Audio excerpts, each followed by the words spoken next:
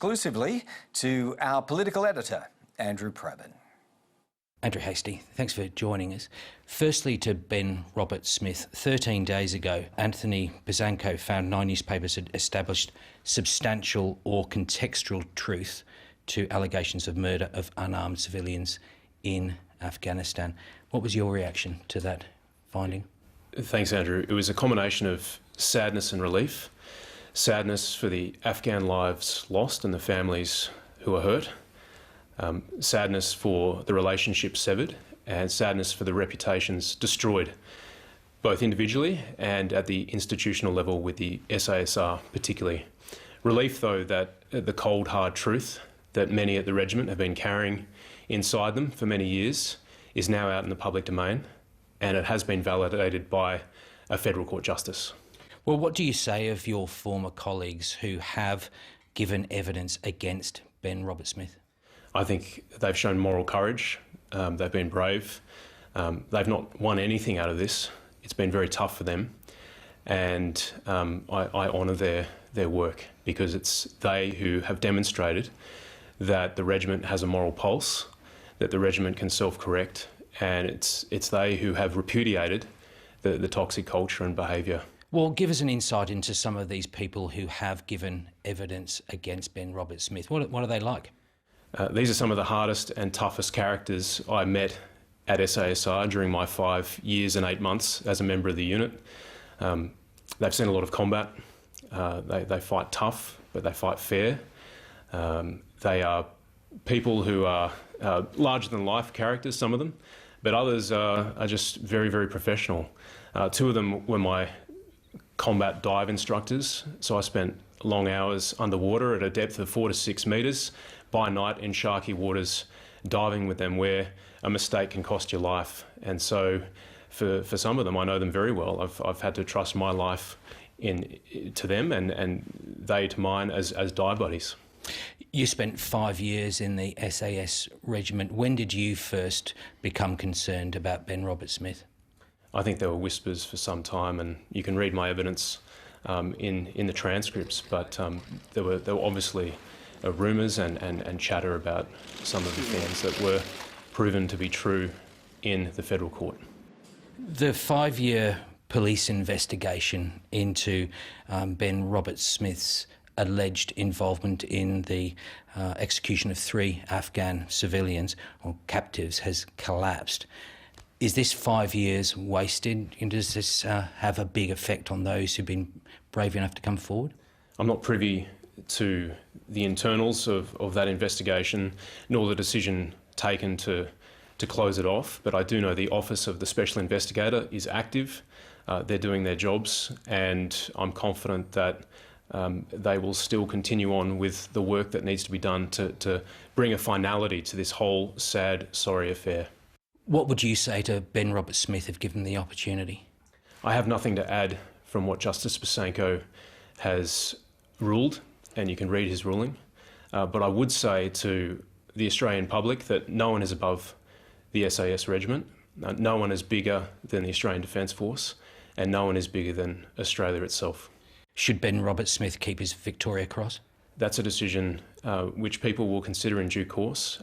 My view is that there are processes for everything, there are reviews for everything, and that would be a decision that needs to go through a long process. So I'm not going to pile on here, except to say that the Bretton report and Justice Bozanko's ruling must be taken seriously. People can't sweep this under the rug and pretend these things didn't happen, and that's what we're dealing with now. But some of your colleagues do appear likely to lose their medals. Do you support that? Well, that's a different question altogether. That's not about criminal liability. That's about moral accountability as commanders. And that's something that every single commander in Afghanistan needs to grapple with. In fact, all the way back to Canberra. I was a troop commander. I was a captain in 2013 with the SAS. It's something I have to wrestle with and grapple with. Parliamentarians who sent soldiers to Afghanistan, they need to grapple with it as well, particularly if they didn't ask the hard questions when this stuff was happening. But some of these men I know, some of them I count as friends, and I respect them, and I want to see procedural fairness given to them, and I don't want to compromise that procedural fairness by commenting either way. Well, as you say, you were deployed yourself as an SAS captain in 2013, a deployment that was marred by civilian casualties and the treatment of some Taliban fighters. Must say you were the whistleblower in that instance. But did you see that as a symptom of a bigger problem within the regiment? Well, I believe in accountability, so it wasn't so much whistleblowing as just accepting responsibility for what happened, as did my squadron commander at the time. And that went up the chain at the time. But I think a lot of these problems are symptomatic of the war in Afghanistan, which ran for almost 20 years, which I don't think had a clear strategy, which I think was governed by competing policies, often conflicting policies. And by the time I went over there in 2013, the tactical and the strategic levels were compressing soldiers on the ground. And it was a real challenge for us. So you can understand how there was a lot of frustration.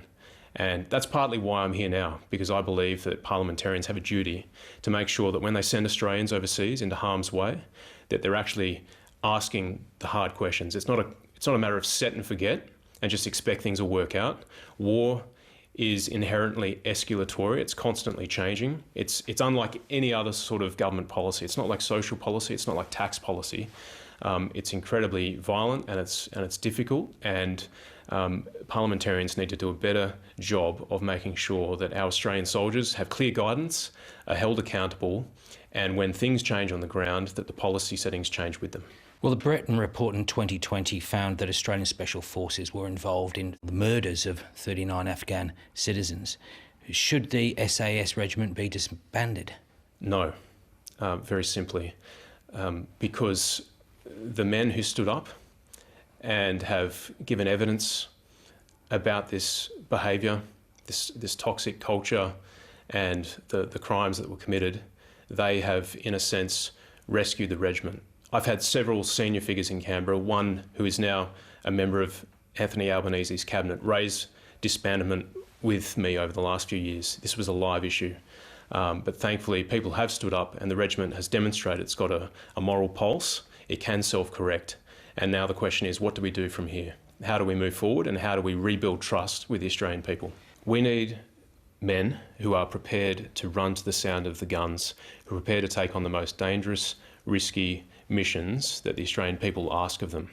There are evil people out there, and Australians of all political persuasions need a group of people who are willing to take on the toughest missions. And I've got to tell you, the guys at the SAS, they fight to get through the door first.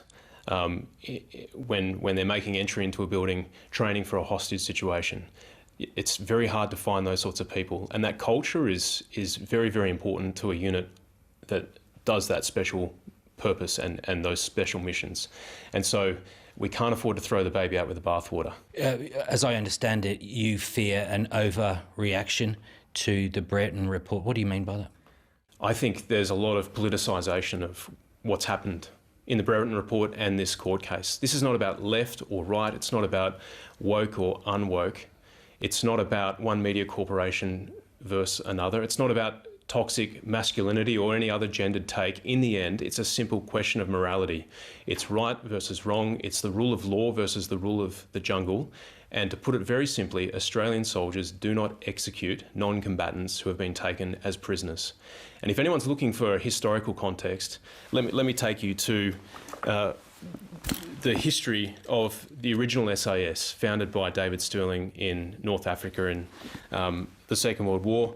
The book Rogue Heroes by Ben McIntyre, he cites an order given by Adolf Hitler in October 1942. It was called the Commando Order, and the order reads like this. From now on, all men operating against German troops in so-called commando raids in Europe or in Africa are to be annihilated to the last man. This is to be carried out whether they be soldiers in uniform or saboteurs, with or without arms, and whether fighting or seeking to escape, and it is equally immaterial whether they come into action from ships and aircraft or whether they land by parachute. This is the crucial sentence. Even if these individuals on discovery make obvious their intention of giving themselves up as prisoners, no pardon is on any account to be given. This is Hitler's order, and even Rommel, one of his favourite generals, chose to ignore it because it broke the rules of war. My point is right back with the originals. They all thought that was murder, because in fact, after the Second World War finished, they went into Europe looking for war criminals who'd killed 250 Allied servicemen because of Hitler's order. So it was murder then, it's murder now, and that's the standard we need to uphold going forward. Afghanistan, as you say, was Australia's longest war, but it was actually one of the least covered. Do you think more media intrusion might have stopped some of the atrocities? I think Defence ran a very controlled information operation, which I think didn't allow for transparency that the media would have brought to the conflict. My view is that the media is an important and informal part of our governance system.